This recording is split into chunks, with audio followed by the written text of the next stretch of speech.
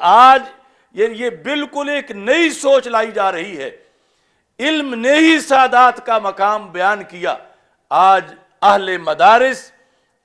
آج علماء مفتیان کرام، ان کو ایک طبقے کی طرف سے بالکل معاشرے میں ڈی گریڈ کیا جا رہا ہے، اور ان کے خلاف پھپتیاں کسی جا رہی ہیں، اور اس پر کوئی شرم دلانے کو تیار نہیں کہ اسے بھی تو سفر قرار دیا ہے کہ جس وقت عالم کو اویلم کہا جائے، چھوٹا عالم، یا اس کے علاوہ تحقیر کے جو رستے ہیں وہ اپنائے جائیں، تو اس پر بھی شریعت کی کڑی گرفت ہے، چونکہ اعلی حضرت نے بار بار یہ لکھا کہ نسب سے علم کا شرف بڑا ہے، نسب کے شرف سے علم کا شرف بڑا ہے، تو بیلنس کرنا چاہیے، اور تب ہی جا کر ہدایت جو ہے وہ میسر آتی ہے۔ اگر صرف ایک چیز کو لے کر اسے ہائی لائٹ کر رہے ہیں مسلسل، اور دوسری کو بالکل چھوڑ دیا ہے، اور اس میں آج میڈیا اور سوشل میڈیا کے اس دور کے اندر یہ بھی میں سب کو علل اعلان کہنا چاہتا ہوں کہ سادات کے مسئلے میں حد درجے کی احتیاط کی جائے، یعنی کسی کا نسب چھیڑنا، اس سے ثبوت مانگنا، یا جو سید معاشرے میں کہلاتے ہیں اگر وہ حد کفر تک نہیں پہنچے، اگرچہ بد مذہبیت آ گئی ہے، اور بد مذہبیت کیا ہے؟ بد مذہبیت جو خلاصہ میں بیان کر رہا ہوں کہ وہ خلافت میں تو حضرت صدیق اکبر رضی اللہ تعالیٰ عنہ کا پہلا نمبر مانتا ہے،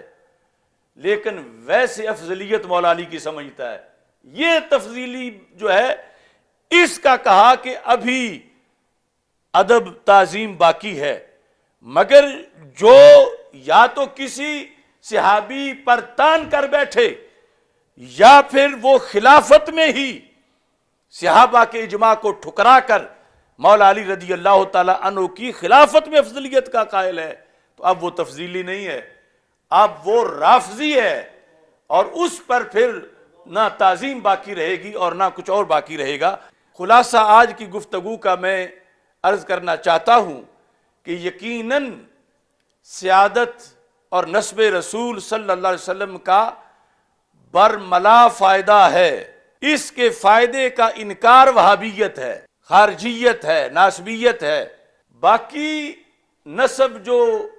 کسی کا گوندل ہونا، شیخ ہونا، یہ فائدہ نہیں دیں گے قیامت کے دن۔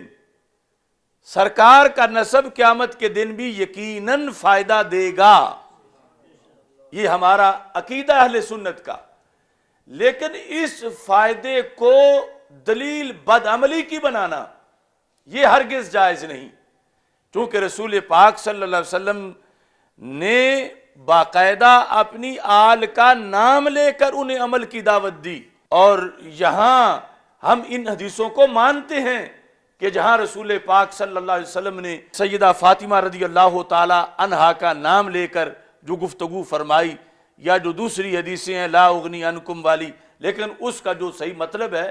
وہ بتاتے ہیں، اور ہم مانتے ہیں کہ من ابطأ عملہ لم یسر بہ نسبہ،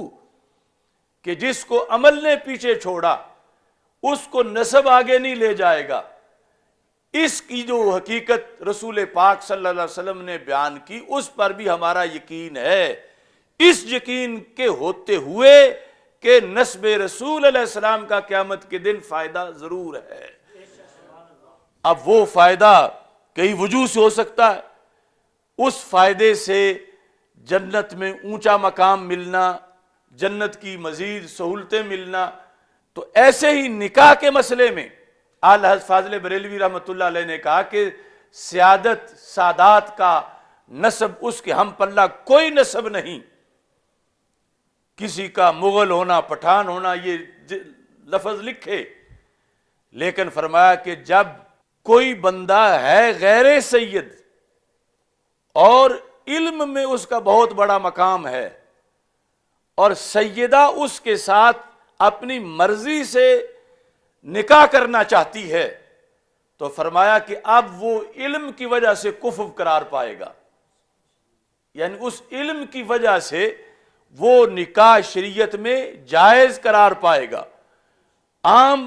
کی حیثیت نہیں ہے، لیکن یہاں باقاعدہ علم کو ایک حیثیت کی بنیاد پر سارے فتاوی میں، اور یہی اکٹھا لکھا کہ اگر کسی مولوی کو کوئی مولویہ کہہ کے بلاتا ہے تحقیر کے لیے تو کفر ہو جائے گا، جیسے کسی سید کو کوئی تحقیر کے لفظ سے بولے گا اور اس کو چھوٹا سید کہے گا یا اس طرح کی کوئی تحقیر سے تو کفر ہوگا، یعنی لزوم کفر۔ تو ان دونوں چیزوں کو اعلیٰ حضرت رحمۃ اللہ علیہ نے اکٹھا بیان کیا اور مجمع الانہر اور دیگر کتابوں سے اس کے حوالے دیے۔